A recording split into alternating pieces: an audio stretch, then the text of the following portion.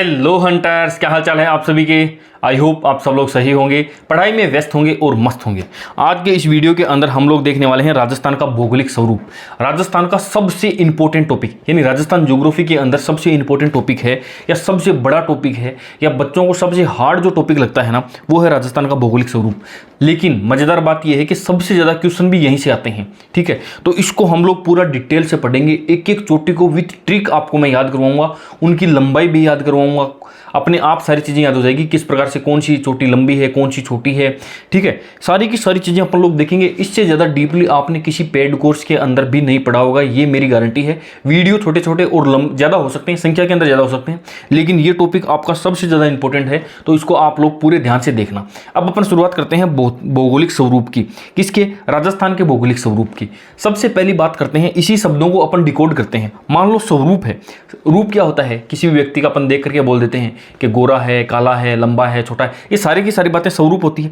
भौगोलिक यानी पृथ्वी का भौगोलिक या भूगोल का स्वरूप अध्ययन करते हैं। देखो, जब अपन पृथ्वी के बाहर से यदि पृथ्वी को देखते हैं तो सबसे पहले प्रथम दृष्टया अपने को क्या दिखाई देगा? दिखाई देगा कि यार कुछ तो भूभाग है, यानी कुछ जल है और कुछ थल है, दो चीजें ही हैं अपने को। तो पृथ्वी के ऊपर यदि अपन उच्चावचों को देखते हैं तो सबसे पहली नजर पे क्या आएगा? एक तो पानी आएगा और एक जल आएगा। जल और थल दोनों आएंगे। तो प्राथमिक उच्चावच उन्हीं को कहते हैं। लेकिन अभी क्या है ना, अपन राजस्थान के भौगोलिक स्वरूप का अध्ययन करने वाले हैं। तो राजस्थान के अंदर समुद्र तो है नहीं, तो राजस्थान का जो पृथ्वी है उसी के अब उच्चावचों को देखना पड़ेगा। किसी शहर के भी हो सकते हैं। मान लो अपन किसी एक जयपुर की देख लेते हैं, तो कुछ इलाके में पहाड़ है, कुछ कहीं पर मैदान है और कहीं पर जो है वो बिल्कुल समतल मैदान है, पठार है। ये सारी की सारी चीजें हैं। तो यहाँ पर अपन राजस्थान के पढ़ रहे हैं ना, तो राजस्थान को भी कुछ अलग अलग हिस्सों के अंदर बांटा गया है। उन सभी का अपन लोग अध्ययन करेंगे। समय समय पर अलग अलग लोग आए हैं और उन्होंने यहाँ पर भौगोलिक या भौतिक प्रदेशों के आधार पर इसका विभाजन किया है। आज हम उन्हीं सारों को यहाँ पर ध्यान से पढ़ने वाले हैं। अब मैं बात कर रहा था किसकी? सबसे पहले यदि अपन बात करते हैं कि राजस्थान के अंदर सबसे पहले किसकी प्राथमिक उच्चावच किनको कहेंगे? प्राथमिक उच्चावच कहेंगे। प्राथमिक उच्चावच कहेंगे किसको? एक तो जिसके अंदर क्या आ जाता है? महाद्वीप आ जाता है, और दूसरा महाद्वीप व दूसरा महासागर आ जाता है। तो महाद्वीप और महासागर, इन दोनों को क्या कहेंगे? प्राथमिक उच्चावच। लेकिन बात करते हैं अपन किसकी? राजस्थान का जो अपन लोग अध्ययन करने वाले हैं उसको किसके आधार पर अपने को? अब द्वितीयक उच्चावचों के आधार पर ही राजस्थान का अध्ययन अपने को करना पड़ेगा। जिसके अंदर क्या आएंगे? जिसके अंदर पर्वत आएगा, पहाड़ आएंगे। ठीक है, पहाड़ आएंगे, इसके अलावा पठार आएगा, इसके अलावा मैदान आएगा। ये तीन चीजें आएगी राजस्थान के अंदर, या मरुस्थल आएगा। मरुस्थल भी मैदान का एक रूप है। तो ये तीनों के आधार के ऊपर हम लोग राजस्थान का, यानी राजस्थान का जो अध्ययन हम लोग करने वाले हैं वो द्वितीयक उच्चावचों के आधार के ऊपर राजस्थान का अध्ययन करने वाले हैं। अब देखो, किसी भी चीज की ऊंचाई को अपन लोग मापते हैं तो वो किसके? समुद्र तल के आधार के ऊपर उसको मापा जाता है। यानी पहाड़ कहाँ पर, कितनी ऊंचाई का कोई हिस्सा है तो उसको मैदान माना जाएगा, कितनी ऊंचाई का कोई हिस्सा है तो उसको पहाड़ी माना जाएगा, किसको पर्वत माना जाएगा, किसको पहाड़ माना जाएगा, उन सब को देखेंगे। इन सब की ऊंचाई कहाँ से मापी जाएगी? इन सब की ऊंचाई मापी जाएगी समुद्र तल से। मान लो कि ये यहाँ पर क्या है? आपका समुद्र तल है। ठीक है, ये यहाँ पर समुद्र तल है। अब इससे यहाँ से अपन लोग क्या करेंगे? इसका मापन करेंगे। आपने रेलवे स्टेशन के ऊपर भी देखा होगा समुद्र तल से ऊंचाई। समुद्र तल से ऊंचाई इसलिए मापी जाती है क्योंकि जल का जो तल है वो एकसार रहता है, कहीं पर ऊंचा नीचा नहीं रहता है। तो ऊंचाई हमेशा कहाँ से मापी जाएगी? समुद्र से मापी जाएगी। तो समुद्र से मान लो 300 मीटर की ऊंचाई लेकर के आप चलते हो, तो समुद्र तल से यदि 300 मीटर की ऊंचाई आपके पास में है तो उसको क्या कहेंगे? इसको कहेंगे दोस्तों मैदान। ठीक है, इसकी ऊंचाई मैदान 300 मीटर तक की यदि ऊंचाई है तो उसको क्या कहेंगे? मैदान कहेंगे। अब समुद्र तल से मान लो 600 मीटर की ऊंचाई आपने ले ली है, तो 600 मीटर की ऊंचाई के अंदर कौन सी चीज, उसको क्या कहेंगे? उसको हम लोग कहेंगे पठार। ठीक है, अब इससे थोड़ा सा और ऊपर चलते हैं, और यदि ऊंचाई की मैं बात करता हूं तो मान लो 1800 मीटर के ऊपर यदि अपन चलते हैं, तो यदि किसी की ऊंचाई 1800 मीटर के आसपास है तो उसको क्या कहेंगे दोस्तों? उसको कहेंगे पहाड़ी। ठीक है, अब पहाड़ी के बाद में आएगा पर्वत। यानी ऊंचाई पर्वत की कितनी होती है दोस्तों? पर्वत की ऊंचाई होती है 2700 मीटर। 2700 मीटर यदि किसी की ऊंचाई है तो उसको क्या कहेंगे? पर्वत कहेंगे। उसको क्या कहेंगे? उसको कहेंगे पहाड़। पहाड़ कहेंगे।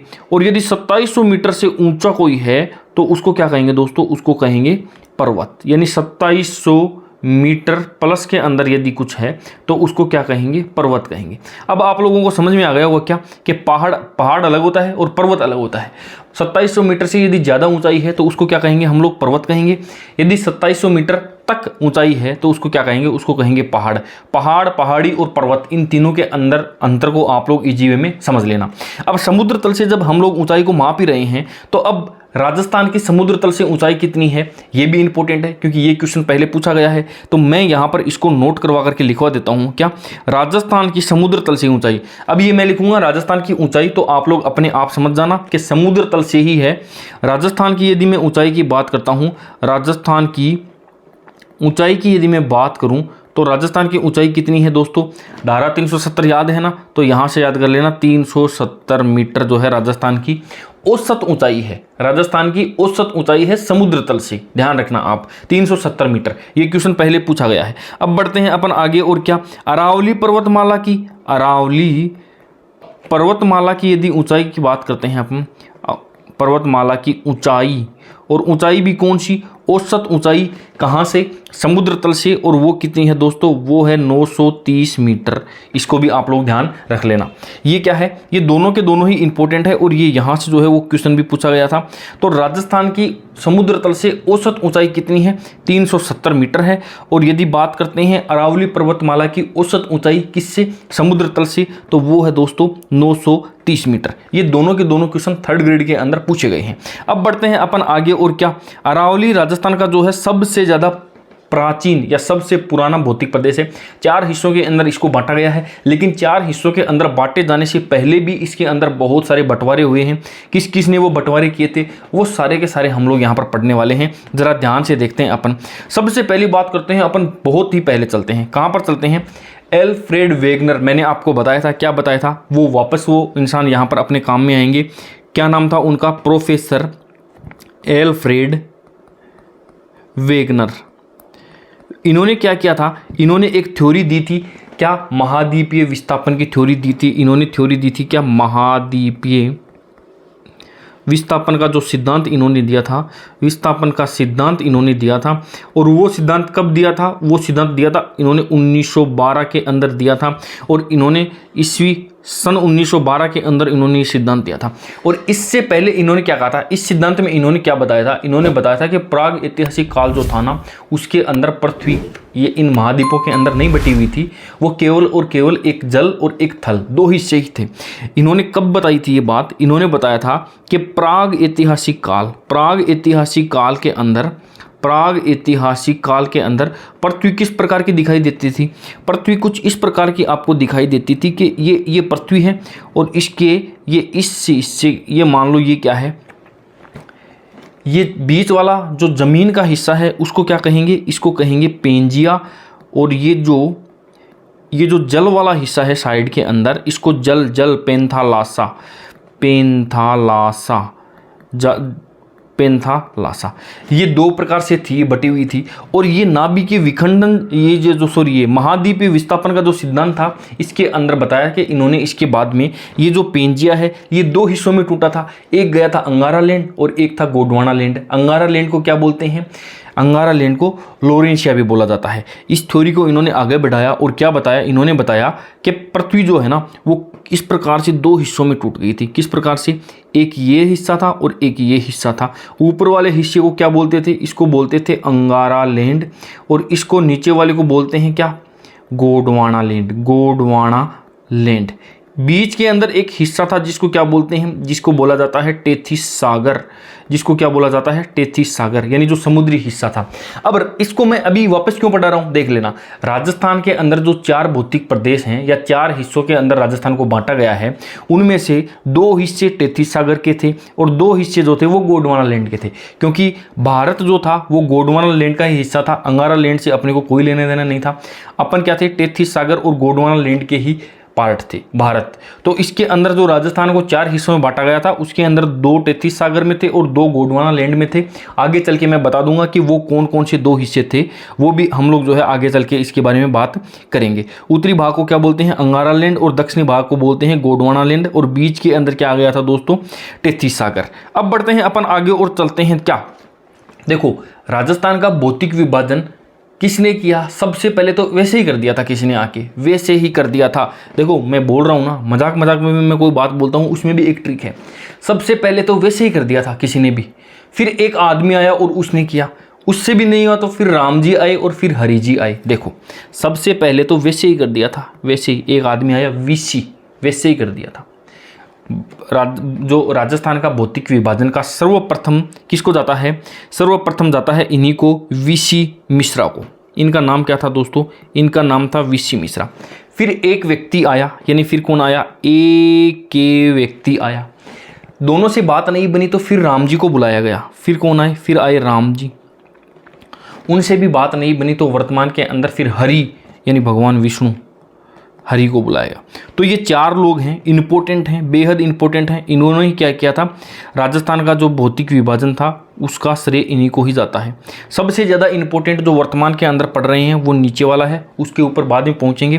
पहले अपन बात करते हैं किसकी? वीसी मिश्रा की, प्रोफेसर वीसी मिश्रा की हम लोग यहाँ पर बात करने वाले हैं। नंबर 1 के ऊपर कौन है? Professor VC Mishra. इन्होंने एक बुक लिखी थी, बुक का नाम क्या था? बुक का नाम था दोस्तों राजस्थान का भूगोल, राजस्थान का भूगोल। और ये बुक कब लिखी थी? ये बुक लिखी गई थी, यहां पर मैं लिख देता हूं 1968 के अंदर। यानी सबसे पहले वैसे ही जिसने राजस्थान का भौतिक विभाजन किया 1968 के अंदर, राजस्थान का भूगोल नाम की एक बुक थी। और उस बुक को किसने छपवाया था? नेशनल बुक ट्रस्ट ने उसको छपवाया था। नेशनल बुक ट्रस्ट ने उस बुक को छपवाया था। ये थे प्रोफेसर वीसी मिश्रा थे। इन्होंने राजस्थान को क्या किया था ना, इन्होंने 7 भौतिक प्रदेशों के अंदर राजस्थान को बांट दिया था। कितने भौतिक प्रदेशों में? इनको आगे पढ़ते हैं। देखो यहाँ पर करते हैं, यहाँ पर अपन राजस्थान का मैप भी यूज में लेंगे थोड़ा सा। और यहाँ पर जो है इन्होंने राजस्थान को 7 भौतिक प्रदेशों के अंदर प्रोफेसर वीसी मिश्रा ने, यहाँ पर नोट कर देते हैं। सबसे पहले प्रोफेसर वीसी मिश्रा ने क्या किया था? राजस्थान का भौतिक विभाजन किया था सबसे पहले। कब किया था? 1968 के अंदर किया था। किताब का नाम क्या था? राजस्थान का भूगोल था। किसने छापी थी? नेशनल बुक ट्रस्ट ने छापी थी। कितने इन्होंने बताए थे? 7 भाग बताए थे। और 7 भाग कौन कौन से हैं वो बताने की आपको ज़रूरत है क्या? तो ज़रूरत है, तो मैं बता देता हूँ। देखो राजस्थान को यदि हम लोग 7 हिस्सों में बांटते हैं तो बिल्कुल इजी वे में हम लोग वैसे भी बांट सकते हैं, अंदाजे से भी। देखते हैं सबसे पहले ये देखो, ये ऊपर वाला जो हिस्सा है ना, ये वाला हिस्सा, इसको उन्होंने क्या बताया था? उन्होंने बताया था कि ये है नहरी प्रदेश। नहरी प्रदेश उन्होंने इसको बताया था। नंबर 1 के ऊपर इन्होंने बताया था क्या? नहरी प्रदेश। अब बात करते हैं दूसरा क्या बताया था इन्होंने? पश्चिम का शुष्क प्रदेश। ये वाला जो हिस्सा है ना, कुछ एक ये वाला हिस्सा ले लो आप, इसको नंबर 2 के ऊपर उन्होंने क्या बताया था? पश्चिमी शुष्क प्रदेश।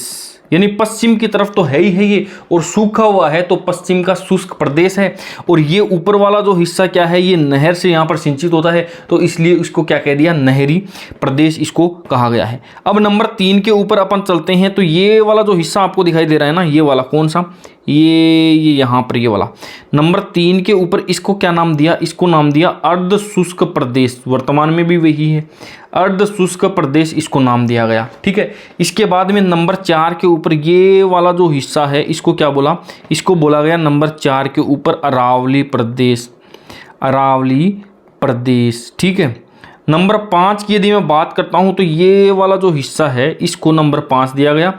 और क्या बोला गया? पूर्वी कृषि औद्योगिक प्रदेश। औद्योगिक प्रदेश। देखो आप जो बुक पढ़ रहे हो ना, या आप जिन सर से पढ़ रहे हो ना, हो सकता है उन्होंने इसको इतना डिटेल से नहीं बताया हो। मैं बता रहा हूँ क्योंकि मेरा मानना ये है कि एक बार राजस्थान की ज्योग्राफी पढ़नी है। क्वेश्चन मान लो राजस्थान की ज्योग्राफी आपने पूरा पढ़ लिया, लेकिन क्वेश्चन ये आ गया कि राजस्थान का भौतिक प्रदेशों का वर्गीकरण सबसे पहले किसने किया था? 1 नंबर तो आपके गया ना। आपने 50 पन्ने पढ़े हैं या नहीं पढ़े, वो सब बराबर हो जाएंगे। मेरा मानना ये है कि एक भी चीज़ आप छोड़ो मत, पूरा का पूरा डिटेल से या डीपली अपन पढ़ते हैं। नोट्स बनाते जाओगे तो आपको बहुत ज़्यादा मज़ा आ जाएगा। कोई बुक खरीद लेना या कोई भी पेड कोर्स खरीद लेना, इससे ज़्यादा डीपली आपको शायद ही कोई बताता होगा। ठीक है, अब बढ़ते हैं नंबर 6 की तरफ। और नंबर 6 के ऊपर कौन सा हिस्सा आता है, देखो नंबर 6, 5 ये आ गया, और फिर ये वाला जो हिस्सा है ना, ये नीचे वाला, ये वाला, इसको क्या बोला था इन्होंने बोला था दक्षिण पूर्वी कृषि प्रदेश। ठीक है, और ये वाला इसको बोला था चंबल का बीहड़, चंबल बीहड़ प्रदेश। ठीक है, ये थे कौन थे, प्रोफेसर वीसी मिश्रा थे। वैसे ही इन्होंने कर दिया था, राजस्थान का वर्गीकरण कर दिया था। नंबर 2 के ऊपर अपन चलते हैं, किनके पास में, एक के क्या नाम थे, इनका नाम था AK सेन। और इन्होंने कब किया था, इन्होंने भी किया था 1968 के अंदर ही इन्होंने भी किया था। दूसरा प्रयास इन्होंने किया था, और किसके आधार के ऊपर, जलवायु के आधार पर इन्होंने क्या किया था, जलवायु के आधार पर जो है राजस्थान को कितने भागों में बांटा था, 3 भागों में बांटा था। राजस्थान को कितने भागों में बांटा था, 3 भागों में वहाँ पर इन्होंने बांटा था। 3 भागों में राजस्थान को यहाँ पर बांटा था। अब बात करते हैं यहाँ पर किसकी, अब चलते हैं नंबर 3 के ऊपर, नंबर 3 के ऊपर अपन चलते हैं राम जी के पास। दोनों से बात नहीं बनी तो नंबर 3 पे किसको बुलाया गया, डॉक्टर राम लोचन सिंह को बुलाया गया। को बुलाया गया, और वो कब आए थे, वो आए थे 1971 के अंदर आए थे। और इन्होंने नंबर 3 के ऊपर आकर के डॉक्टर राम लोचन सिंह ने जो है इसका भौतिक प्रदेशों का वर्गीकरण किया था। अब बढ़ते हैं अपन आगे, और क्या है, डॉक्टर राम लोचन सिंह थोड़े से इंपॉर्टेंट हैं, इनको अपन वापस देखते हैं एक बार। डॉक्टर राम लोचन सिंह ने 1971 के अंदर दिया था। नेक्स्ट पेज के ऊपर अपन चलते हैं, और इन्होंने क्या करा था ना, देखो मैं बताता हूँ आपको, इन्होंने करा था डॉक्टर, नंबर 3 के ऊपर कौन थे, डॉक्टर राम लोचन सिंह। इन्होंने क्या किया था, इन्होंने राजस्थान को 2 भागों में बांटा था। राजस्थान को जो है कितने भागों में, 2 भागों में बांटा था। राजस्थान को इन्होंने बांटा था 2 भागों में। ठीक है, 2 भाग बांटे थे। ठीक है, और 2 भाग कौन कौन से थे, एक तो राजस्थान था, एक तो क्या था दोस्तों, एक तो था राजस्थान, और दूसरा क्या था, राजस्थान पठार। 2 हिस्सों में बांटा था। अब आगे बढ़ते हैं, 2 भागों के बाद में 4 उपभागों में इन्होंने बांटा था। 4 उपभाग कौन कौन से थे, एक तो था मरुस्थल, एक राजस्थान बांगर, एक अरावली पठार, और एक चंबल का बेसिन। ये 4 हिस्सों में इन्होंने यहाँ पर जो है राजस्थान 4 उपभागों में। अच्छा, और आगे बढ़ते हैं, इन्होंने 12 लघु भागों के अंदर भी बांटा था। क्या, 12 लघु प्रदेशों के अंदर भी इन्होंने बांटा था। अब उनको मत पढ़ना, ये क्वेश्चन देखो, ये यहाँ से पूछा गया था। डॉक्टर राम लोचन सिंह ने कितने उपभागों में बांटा था, 12, ऑप्शन में 13 भी था। ठीक है, 12 और 13 दोनों थे। एक बार उन्होंने जो है बोर्ड ने 13 को सही मान लिया था, फिर बाद में उसके ऊपर स्टार लगा दिया था, फिर एक बार दोबारा यही क्वेश्चन पूछा था और सेम गलती रिपीट करी गई थी। ठीक है, अब बढ़ते हैं अपन आगे और चलते हैं किसके पास, नंबर 4 और सबसे ज़्यादा पॉपुलर जो कि वर्तमान के अंदर हम लोग पढ़ते हैं, वो कौन है, डॉक्टर हरि, यानी हरि। नंबर 4 के ऊपर क्या नाम है, इनका नाम लिख देते हैं यहाँ पर। नंबर 4 के ऊपर बात करते हैं किसकी, डॉक्टर हरि मोहन सक्सेना। डॉक्टर हरि मोहन सक्सेना, इन्होंने कब दिया था, 1994 के अंदर दिया था। अब यहाँ पर अपन डिटेल से पढ़ते हैं, थोड़ा सा आगे चलते हैं, ये तो सबसे ज़्यादा जो है वो इम्पोर्टेंट है, इनको देखते हैं अपन। डॉक्टर हरिमोहन सक्सेना, नंबर 4 के ऊपर यदि अपन बात करते हैं किसकी, नंबर 4 के ऊपर अपन बात करते हैं डॉक्टर हरिमोहन सक्सेना। कब, 1994 के अंदर इन्होंने ये विभाजन दिया था। और धरातल को जो है, बुक का नाम क्या था इनकी, राजस्थान का प्रादेशिक भूगोल नाम से एक इनकी किताब थी, राजस्थान का प्रादेशिक भूगोल, और उसके अंदर जो है इन्होंने 4 हिस्सों के अंदर बांटा था। सबसे ज़्यादा और सबसे इम्पोर्टेंट यही इन्हीं का विभाजन है जो कि वर्तमान के अंदर हम लोग जो है पढ़ते हैं। अब इन्होंने 4 भागों के अंदर बांटा था, वो चारों के चारों भाग मैं आपको यहाँ पर बता देता हूँ, आपको भी पता ही है, ठीक है। अब देखो नंबर 1 के ऊपर क्या था, उत्तर पश्चिमी मरुस्थलीय प्रदेश। नंबर 2 के ऊपर मध्य अरावली प्रदेश। नंबर 3 के ऊपर बात करते हैं किसकी, पूर्वी मैदानी प्रदेश। और नंबर 4 के ऊपर हाड़ौती का पठार या हाड़ौती प्रदेश। 4 हिस्सों के अंदर राजस्थान को इन्होंने बांटा था। वर्तमान में भी हम कुछ यही वर्गीकरण को पढ़ते हैं, आप लोगों को पता ही होगा कैसे। देखो ये कुछ हिसाब से ये पहला उत्तर पश्चिमी मरुस्थलीय प्रदेश यहाँ पर आ गया। इसके बाद में क्या है, ये अरावली वाला हिस्सा यहाँ पर आ गया है। और ये यहाँ पर यदि देखा जाए तो क्या है, दक्षिण पूर्व या ये हाड़ौती का है, ये पूर्वी का मैदान है, ये अरावली का प्रदेश है, ये अरावली प्रदेश यहाँ पर हम लोग पढ़ते हैं। और ये क्या है, उत्तर पश्चिम का मरुस्थलीय प्रदेश। अब जा कर के देखो मैक्सिमम टीचर्स, मैंने बहुत सारे टीचर से पढ़ा भी है, पढ़ाया भी है उनके साथ में, जहाँ पर अब मैं पहुँचा हूँ ना वहाँ से वो पढ़ाना स्टार्ट करते हैं राजस्थान का भौतिक प्रदेशों या भौगोलिक स्वरूप। और यहाँ पर सबसे पहले मरुस्थलीय प्रदेश को पढ़ाते हैं, शुरुआत यहाँ से करते हैं। मैंने इतनी देर जो पढ़ाया है ना, इंपॉर्टेंट है ये भी, ऐसे नहीं पढ़ा रहा हूँ मैं, ध्यान से याद कर लेना इन सारी की सारी चीज़ों को। ये क्वेश्चन देखो पूछे गए हैं, ये भी क्वेश्चन पूछा गया है। अब बढ़ते हैं अपन आगे, और यहाँ पर ये तो बहुत सी बार ये तो पढ़ाते ही हैं सभी। 1912 के अंतर्गत ये प्रोफेसर सबसे पहले तो वैसे ही कर दिया था, फिर एक जना और आया, फिर राम जी आए और फिर हरिमोहन आए, ठीक है। डेट सबसे पहले 68, फिर 71 और फिर 94 के अंदर। अब बढ़ते हैं आगे और देखते हैं अपन क्या, अब इसको डिटेल से थोड़ा सा जो है हम लोग पढ़ने वाले हैं। इन चारों का चारों देखो, इन्हीं चारों को अपन बात करते हैं कब, अब ये वाला जो हिस्सा जब मैं पढ़ा रहा था ना, ये अंगारा लैंड, तेती सागर और गोंडवाना लैंड। अब यहाँ पर अपन लोग देखते हैं क्या, एक नक्शा बना देता हूँ मैं यहाँ पर। राजस्थान के अंदर, राजस्थान के ये जो 4 भौतिक, ये जो 4 हिस्से हैं, पश्चिम उत्तरी, ये मरुस्थलीय प्रदेश, अरावली, मैदानी और हाड़ौती, इनमें से 2 का जो उत्पन्न हुए हैं या 2 की जो उत्पत्ति हुई है वो तेती सागर से हुई है। और 2 की उत्पत्ति किससे हुई है, 2 की उत्पत्ति हुई है गोंडवाना लैंड से। तो देखो याद कैसे करेंगे, यहाँ पर कर लेना आप लोग जीटी, यहाँ पर लिख लेना जीटी। जी से क्या कर देंगे, जी से कर देंगे गोंडवाना लैंड, ठीक है। और टी से क्या कर देंगे दोस्तों, टी से कर देंगे तेथिस सागर। कई चीज़ें लिखवाने वाला हूँ, इंपॉर्टेंट चीज़ें, ठीक है। अब जरा देखना, सबसे पहले तो मैं बात करता हूँ किसकी, सागर की मैं बात करता हूँ। समुद्र तल जो होता है ना, वो किस प्रकार से होता है, आप फिल्मों में देखते हैं, समुद्र के आसपास में मिट्टी होती है, मैदान होता है, बलुई मिट्टी होती है। तो अंदाज़ा यहीं से लगा सकते हैं कि सागर से यदि कोई चीज़ निकल के आई है या सागर से कोई मिट्टी निकल करके आई है तो वो कौन सी होगी, एक तो मरुस्थलीय होगी यहाँ पर, दूसरा मैदानी का हिस्सा भी यही हो सकता है, ठीक है। गोंडवाना लैंड यानी यहाँ पर पठारी हिस्सा होगा, और पर्वतीय यानी अरावली वाला हिस्सा भी इसी के अंतर्गत आने वाला है। तो ये 2 हिस्से थे। देखो एक क्या है, गोंडवाना लैंड से जो चीज़ें बनी हैं वो एक तो बना है अरावली, ठीक है, और दूसरा क्या बना है, पठारी या हाड़ौती पठार लिख लो यहाँ पर। अब तेथिस सागर से यदि मैं बात करता हूँ तो तेथिस सागर से एक तो बना है क्या दोस्तों, एक तो बना है मैदान, और दूसरा क्या बना है, मरुस्थल, ठीक है।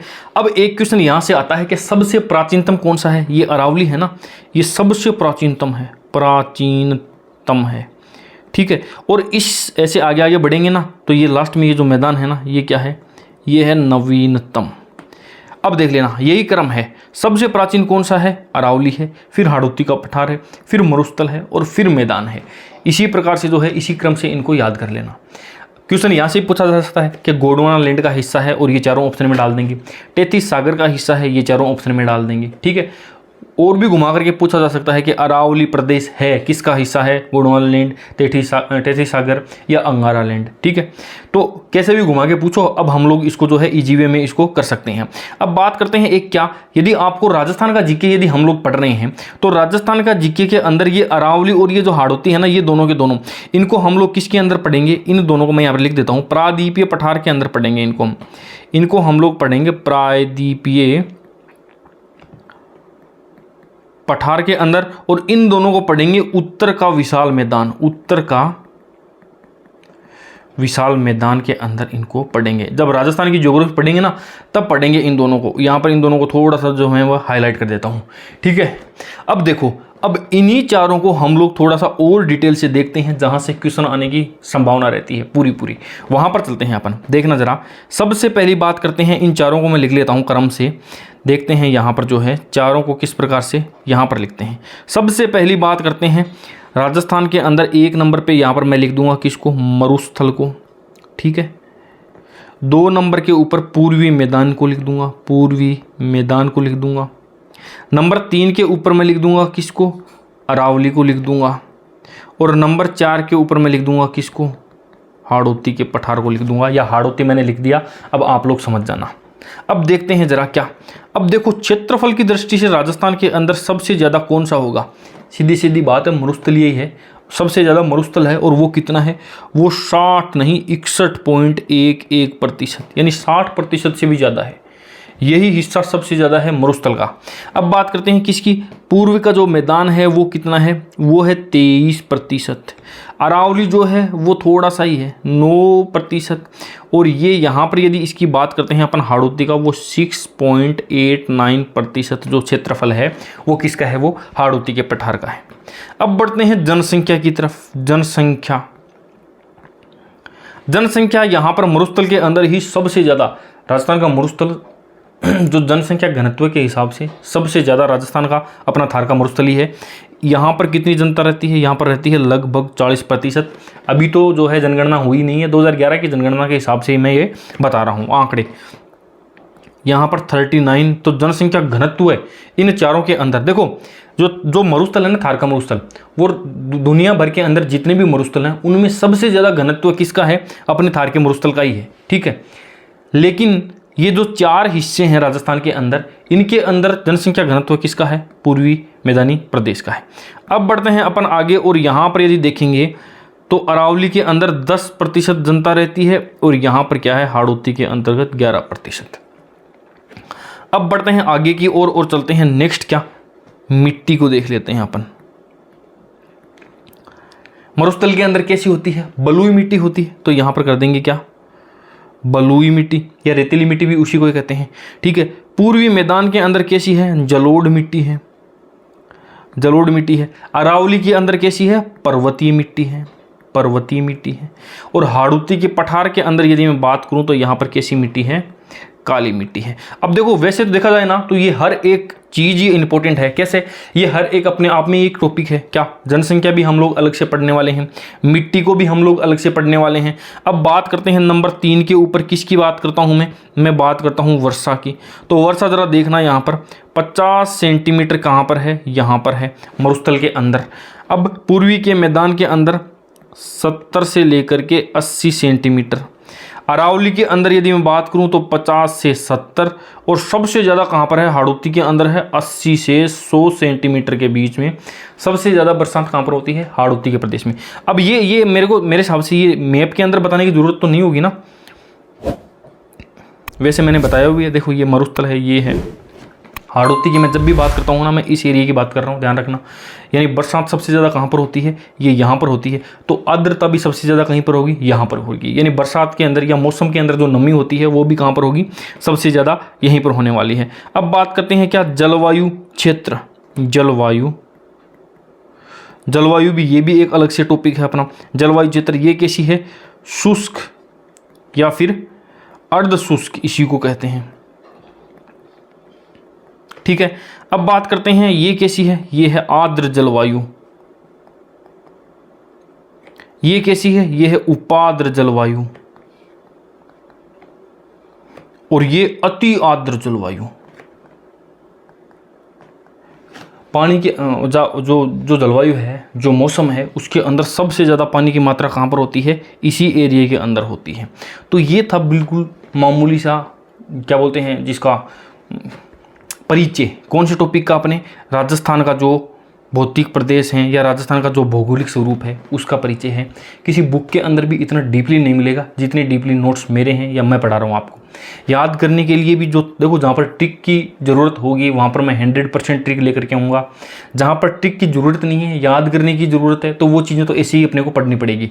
ज़रूरत से ज़्यादा ट्रिक्स भी काम की नहीं है। अब देख लो यहाँ पर प्राथमिक उपजाऊ ये देखने की ज़रूरत नहीं है, ये भी नहीं है।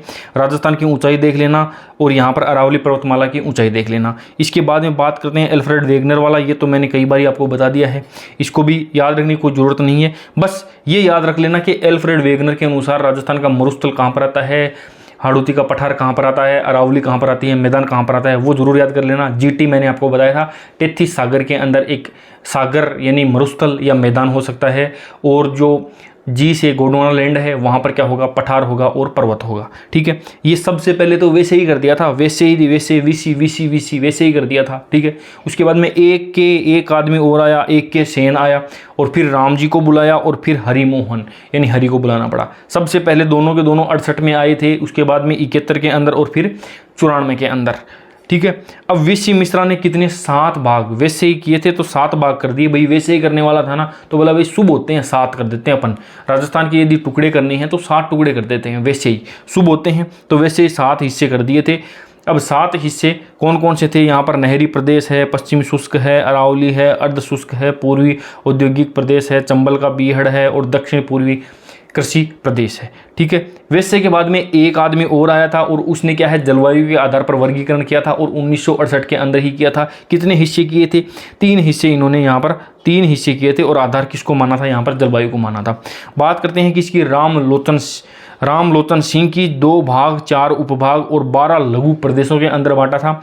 2 राजस्थान पठार, मरुस्थल राजस्थान बांगर, अरावली पठार और चंबल बेसिन, ये हो गया। ठीक है, अब नंबर 4 और सबसे ज़्यादा इम्पोर्टेंट अभी वर्तमान के अंदर जो चलता है, राजस्थान डॉक्टर हरिमोहन सक्सेना की राजस्थान का प्रादेशिक भूगोल 1994 के अंदर ये बुक प्रिंट हुई थी, और इसको 4 हिस्सों के अंदर राजस्थान को बांटा गया था। 4 हिस्से किस प्रकार से हैं, जीटी याद कर लेना, जीटी गोंडवाना लैंड, तेथीस सागर, सागर से ये 2 बन गए, लास्ट में मैदान डाल देना। पहले अरावली, सबसे ऊंचा क्या, अरावली, फिर पठार, फिर मरुस्थल, और फिर मैदान आ गया। ठीक है, ऊंचाई के आधार पर मरुस्थल के अंदर भी टिब्बे होते हैं, ऊंचाई होती है, सबसे ज़्यादा अरावली है, फिर उससे थोड़ा सा कम पठार आ गया, फिर थोड़ा सा कम मरुस्थल आ गया, और फिर सब सपाट बिल्कुल मैदान आ गया। तो जो सबसे ऊंचा है वो सबसे पहले आया, वो प्राचीनतम। जो सबसे नीचा है वो सबसे बाद में आया, यानी वो बिल्कुल एकदम नया ताज़ा है, नवीनतम है। ये वाला हो गया, ये वाला हिस्सा हो गया। अब बढ़ते हैं अपन आगे, क्या ये सारे के सारे हिस्से 61.11 क्षेत्रफल है किसका, मरुस्थल का है, और 40% ये जनसंख्या है राजस्थान की इसके अंतर्गत। तो ये सारी चीज़ें देख लेना, डिटेल देख लेना, आप नोट्स बना लेना, सबसे ज़्यादा बात इंपॉर्टेंट ये है। ठीक है, वीडियो कैसा लगा है कमेंट जरूर कर दिया करो आप लोग, अपने दोस्तों के साथ में भी इनको शेयर किया करो, थोड़ा मोटिवेशन बढ़ता है। ठीक है दोस्तों, बाकी वीडियो कैसा लगा है कमेंट करके मुझे ज़रूर बता देना। मिलते हैं किसी नए वीडियो में किसी नए टॉपिक के साथ, तब तक के लिए बाय बाय, टेक केयर।